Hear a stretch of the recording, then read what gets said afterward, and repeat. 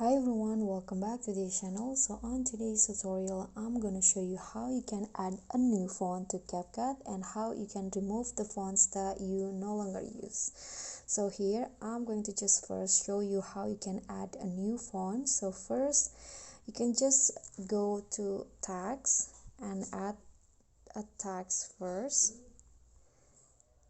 Okay, then after that you can go to font. And in here these are the list of my fonts that I added to CapCut. And to add a new font, just click on the plus icon and then click on upload file, then select the file from your library.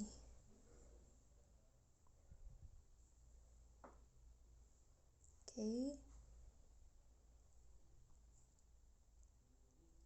so the font has been uploaded, and here if you want to change it into a new font, just click on the font that you added, and just like that the font has been successfully added to the CapCut.